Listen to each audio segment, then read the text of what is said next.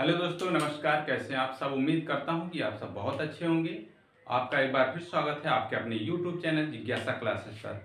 मित्रों, आज हम लोग पिछले वीडियो में मैंने आपको पढ़ाया था अस्पर्श व्यंजन के बारे में। 2 वीडियो उसकी बनी है अस्पर्श व्यंजन के बारे में। आज हम जो है व्यंजन वर्ण के बारे में पढ़ेंगे। सॉरी, वो अस्पर्श क्या था? स्वर व्यंजन, स्वर थे, ठीक है। लेकिन आज हम क्या पढ़ेंगे कि व्यंजन वर्ण। अब तक हम लोग क्या पढ़ रहे थे? स्वर वर्णों के बारे में पढ़ रहे थे, लेकिन आज हम पढ़ेंगे व्यंजन वर्ण के बारे में। व्यंजन वर्ण क्या क्या होते हैं इसके बारे में आइए हम लोग पढ़ते हैं। पहली बात तो हम स्वर वर्ण के बारे में थोड़ा सा बात कर लेते हैं। स्वर वर्णों की संख्या हिंदी में संस्कृत में कितनी मानी गई है? संस्कृत में जो स्वर वर्ण है वो कुल मिला के 9 है, ठीक है। और मूल रूप से स्वर कितने हैं? तो स्वरों की संख्या 5 मानी गई है, ठीक है। और उसमें से 4 क्या है? संयुक्त वर्ण है। 4 क्या है? संयुक्त वर्ण है, ठीक है। आइए हम लोग व्यंजन वर्ण के बारे में पढ़ते हैं, ठीक है। व्यंजन वर्ण क्या है? देखिए, व्यंजन वर्ण के प्रकार, इसे व्यंजन वर्ण कहेंगे या हल वर्ण। हल क्या है? हल एक प्रत्याहार है, ठीक है। हल क्या है? एक प्रत्याहार। इसके अंतर्गत जो है वो सभी व्यंजन वर्ण आ जाते हैं, ठीक है। अभी हम देखेंगे व्यंजन वर्णों की संख्या। जो अगर हम बताएं तो व्यंजन वर्णों की संख्या क्या होती है कि 33 होती है। कितनी? 33, 33। आइए हम लोग अब देखते हैं व्यंजन के प्रकार। यहाँ लिखा है व्यंजन के प्रकार। व्यंजन मुख्यतः 3 प्रकार के होते हैं। व्यंजन कितने प्रकार के? मुख्य रूप से 3 प्रकार के होते हैं। कौन कौन से व्यंजन हैं देखेंगे हम। स्पर्श व्यंजन, क्या? स्पर्श व्यंजन, फिर अंतस्थ व्यंजन, फिर ऊष्म व्यंजन, फिर संयुक्त व्यंजन। संयुक्त व्यंजन इसलिए यहाँ लिख दिया गया है क्योंकि संयुक्त व्यंजनों की संख्या जो गिनती है वो महेश्वर सूत्र में नहीं है। जैसा कि आप लोग जानते होंगे महेश्वर सूत्रों की संख्या कितनी होती है? 14। 14 महेश्वर सूत्र की संख्या में इनकी गिनती नहीं हुई है संयुक्त व्यंजन के बारे में, लेकिन हम लोग फिर भी इनको पढ़ेंगे, ठीक है। लेकिन आप लोग से अगर पूछा जाए कि व्यंजन वर्ण कितने प्रकार के होते हैं, आप लोग मुख्यतः कितने प्रकार के बताएंगे? 3 प्रकार के, ठीक है। अगर कुल पूछेगा कुल व्यंजन वर्ण की संख्या तो आप 4 बताएंगे। अन्यथा की स्थिति में अगर पूछेगा कि मुख्यतः व्यंजन वर्ण कितने प्रकार के होते हैं तो 3 प्रकार के होते हैं, ठीक। आइए हम फिर आगे देख लेते हैं। हेडिंग डालेंगे स्पर्श व्यंजन, ठीक। स्पर्श व्यंजन क्या है? जिन वर्णों के उच्चारण में, जिन वर्ण के उच्चारण में हम किसका प्रयोग करते हैं? मुख्य भागों का, जो मुख्य भागों हैं उनका प्रयोग करते हैं, उन्हें हम क्या कहते हैं? स्पर्श व्यंजन। जैसे कौन कौन से स्पर्श व्यंजन है? कंठ, ताल, मूर्धा। कंठ क्या है? हम यहाँ से बोलते हैं, ये जो हमारा यहाँ ये है, ये निकला रहता है यहाँ पे किसी किसी का, लगभग अधिकांश लोगों का ये निकला रहता है, ये हमारा क्या है? कंठ है। ये इससे हम किसी शब्द को बोलते हैं। आगे भी हम बताएंगे, ठीक है। तालु, तालु क्या है? ये जो जीभ के ऊपर वाला भाग है उसे हम तालु कहते हैं, ठीक। उसके बाद मूर्धा, मूर्धा क्या है? जीभ को जो हम घुमा के बोलते हैं, तालु और जीभ को घुमा के जो जीभ और तालु का जो प्रयोग होता है वही मूर्धा कहलाता है, ठीक है। आइए देखते हैं। तो स्पर्श व्यंजन ये हो गए। स्पर्श व्यंजनों की संख्या अगर पूछ लिए तो कितनी होगी? 25, ठीक है। स्पर्श व्यंजन की संख्या कितनी होती है? 25। हमने यहाँ लिख दिया है, इंडिकेट भी कर दिया है, आप लोग देख लेंगे। स्पर्श व्यंजनों की संख्या कितनी होगी? 25, ठीक है। कहां से कहां तक? का से लेके मां तक। आप लोग इस विशेष ध्यान देंगे। हर कहां तक, कहां से कहां तक है वो स्पर्श व्यंजन? का से लेके मां तक। ये क्वेश्चन पूछ लिया जा सकता है कि जो है इनमें से या निम्नलिखित में से कहां से कहां तक क्या है? स्पर्श व्यंजन है। तो आप लोग ध्यान रखेंगे का से लेके मां तक स्पर्श व्यंजन है। अगर इनकी संख्या के बारे में पूछेगा तो आप लोग बताएंगे 25। कितने? 25 संख्या होती है स्पर्श व्यंजन की, ठीक है। फिर आएंगे हम देखेंगे अंतस्थ व्यंजन, ठीक। 1 मिनट। अंतस्थ व्यंजन के पहले हम लोग देखेंगे, अंतस्थ व्यंजन पहले देखेंगे कंठ से कौन से वर्ग आएंगे।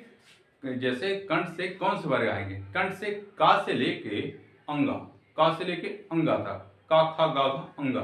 ये 5 क्या है? 5 वर्ण जो है ये क्या है?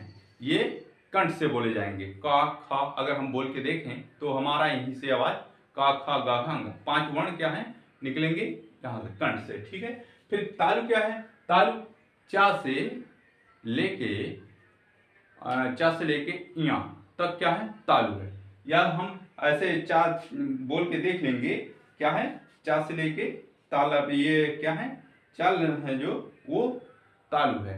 ये चा से लेके, जैसे चा छा देखेंगे हम तालु से बोलते हैं, ये हमारा जीभ जो है जाके वहां से स्पर्श होता है, ठीक है। तो ये क्या है, तालब है, इसे तालब कहते हैं या तालु कहेंगे, ठीक है। मूर्धा, मूर्धा क्या है, टा ठा डा ढा अड़ा, ये क्या है, मूर्धा कहलाता है। इसी प्रकार से ता वर्ग जो है हम दंत से बोलते हैं, ता था दा धा ना, ये क्या है, ता वर्ग, ठीक है। उसके बाद प वर्ग आएगा, पा फा बा, ये हम किससे बोलते हैं, ओंठ से, ठीक है। हम ओंठ से बोलेंगे, ये प वर्ग है।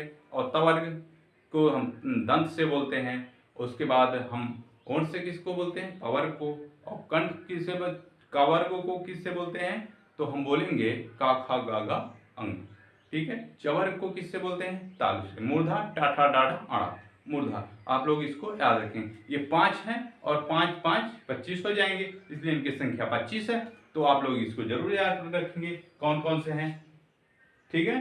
अब आगे अब देखें अंतस्थ व्यंजन, ठीक है। यण प्रत्याहार, प्रत्याहार में जब हम पढ़ेंगे तो ये यण प्रत्याहार, प्रत्याहारों की संख्या संभवतः 42 होती है, लेकिन हम पढ़ाएंगे आप लोगों को आगे प्रत्याहार कितने प्रकार के होते हैं। प्रत्याहार के अंतर्गत आने वाले वर्ण कौन कौन से हैं, या वा रा ला, कितने, 4 वर्ण आते हैं अंतस्थ व्यंजन। क्या, अंतस्थ व्यंजन किस वर्ण के हैं, ये यण प्रत्याहार के अंतर्गत आएंगे। यण प्रत्याहार में जितने भी वर्ण हैं, और यण प्रत्याहार में कौन कौन से वर्ण हैं, तो या वा रा ला, ये 4 वर्ण क्या हैं, आप लोग याद रखेंगे सिर्फ इतना ही, या वा रा ला, ये 4 वर्ण किसके हैं, तो ये अंतस्थ व्यंजन कहलाते हैं। आप लोगों से यही संभवतः पूछा जाएगा कि अंतस्थ व्यंजन कौन कौन से हैं, तो आप लोग याद रखेंगे या वा रा ला, ये 4 हैं, ठीक है। इन्हीं को क्या कहते हैं, अर्धस्वर, अर्ध स्वर भी कहते हैं, किसको, या वा रा ला, ठीक है। इन्हें अर्ध स्वर, क्योंकि इनमें लगभग जो है वो एक मात्रा का समय लगता है, ठीक है। इनको बोलने में कितने मात्रा, हम लोग कल वीडियो में पढ़े थे कि जिन वर्णों को उच्चारण में एक मात्रा का समय लगे उन्हें हम स्वर्ण वर्ण कहते हैं, ठीक।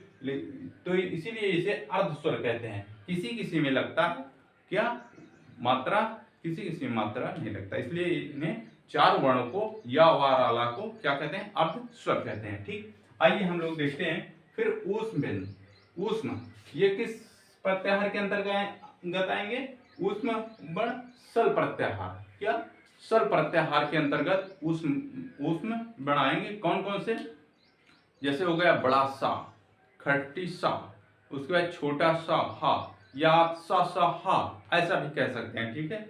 ये 4 वर्ण क्या हैं, ऊष्म वर्ण, ठीक है। अंतस्थ व्यंजन या वा रा ला है, ये 4 वर्ण हैं। और ऊष्म वर्ण सल प्रत्याहार के अंतर्गत आएंगे, कौन कौन से हैं, बड़ा सा, खट्टी सा, छोटा सा हा, ये 4 वर्ण क्या है, क्या है, ये अंतस्थ ऊष्म व्यंजन है, ठीक है। तो फिर उसके बाद देखेंगे संयुक्त व्यंजन। 2 वर्णों के मेल से जो संयुक्त ही, मतलब संयुक्त मतलब आप लोग समझ ही रहे हैं, संयुक्त मतलब जोड़ना, ठीक है। तो दो वर्णों के मेल से जो 2 वर्ण बनते हैं उन्हें हम क्या कहते हैं, संयुक्त वर्ण कहते हैं। तो संयुक्त वर्ण कैसे कैसे बनेंगे, देखें, का प्लस खट्टी सा, का प्लस खट्टी सा, ये हलंत लगाना ना भूलिएगा कहीं, का प्लस खट्टी सा प्लस छोटा आ, इसमें आ जो है वो सम्मिलित रहता है, ठीक है। खट्टी सा में इसको अलग कर दिया गया है, का प्लस खट्टी सा प्लस आ, ये मिलकर क्या बनेगा, छा बनेगा, ठीक है। का प्लस खट्टी सा, आप लोग इतना ही याद रखेंगे तभी चलेगा, का प्लस खट्टी सा मिलकर क्या बनेंगे, छा बनेंगे। ता रा प्लस छोटा, ता प्लस रा प्लस छोटा मिलकर त्रा बनेगा, ठीक है। उसके बाद जा प्लस इया प्लस छोटा, जा और इया मिलकर क्या बनेंगे, क्या बनेंगे, ज्ञा, ज्या, इसे ज्या भी कहते हैं, ठीक है, क्योंकि ये जा से बना, जा प्लस इया, ज्या, ज्या भी कह सकते हैं और ज्ञा भी कह सकते हैं, ठीक है। आप लोग इसको याद रखें, क्योंकि ये क्वेश्चन जो है पूछ लिया जाता है और कई बार संभवतः पूछा भी गया है ये क्वेश्चन कि इन्हें बताइए कौन सा छा वर्ग को पूर्ण रूप से बनाता है। तो आप लोग इसको याद रखें, कैसे बनेगा, का प्लस खटीसा प्लस छोटा छा ता प्लस रा प्लस आ त्रा जा प्लस इया प्लस आ क्या ज्ञा बनेगा। ठीक है, अब यहां मैंने बताया, अभी आपको इससे पहले भी बताया था, कुल व्यंजन वर्णों की संख्या कितनी मानी गई है, 33 मानी गई है। ठीक, कुल व्यंजन वर्णों की संख्या कितनी है, 33 मानी गई है। ठीक है, अयोगवाह, अयोगवाह वो है जो वर्णमाला में गिने ही नहीं गए। ठीक है, अयोगवाह उन्हें क्या है, जो वर्णमाला में गिनती ही नहीं होती है उन्हें, जैसे वर्णमाला तथा महेश्वर सूत्र में ना पढ़े जाने के कारण इन्हें अयोगवाह कहते हैं। ठीक है, ना तो इनकी गिनती महेश्वर सूत्र में है, ना तो इन्हें वर्णमाला में है। ठीक है, वर्णमाला मतलब छोटा से ज्ञात। ठीक, इनकी गिनती कहीं नहीं है। इनकी संख्या कितनी है, इनकी भी संख्या कितनी है, 4 है। ठीक है, इनकी संख्या कितनी है, 4 है। कौन कौन से, अनुस्वार, विसर्ग, जीवामूल्य, उपधमानीय। कौन, अनुस्वार, विसर्ग, जीवामूल्य, उपधमानीय।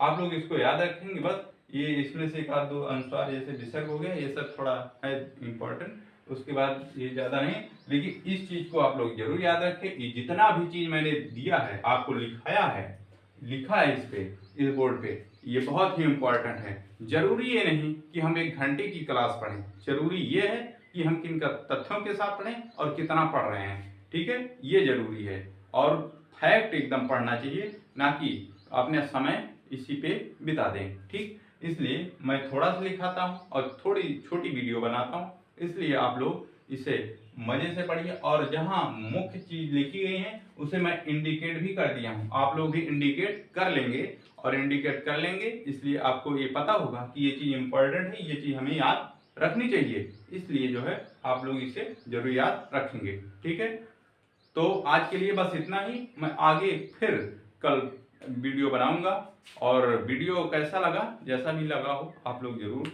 लिखिएगा। अगर अच्छा लगा हो तो आप लोग सब्सक्राइब जरूर करिएगा और वीडियो को शेयर करिएगा। ठीक है, फिर आगे की क्लास में ऐसे ही आपको, हाँ और एक बात और बता रहा हूँ कि संपूर्ण वीडियो फ्री में क्लास में आप सबको दे रहा हूँ, और फ्री में पूरा पूरा यूपी टेट और सुपर टेट, लगभग सुपर टेट तो नहीं कह सकता लेकिन यूपी टेट तो जरूर से जरूर मैं आपको ये कंप्लीट करा दूंगा। ये सुपर टेट के लिए भी इम्पोर्टेंट है, सुपर टेट अलग से कहीं नहीं आता है, यहीं से आएगा। ठीक है, जितना भी संस्कृत में पढ़ा रहा हूँ यहीं से आएगा।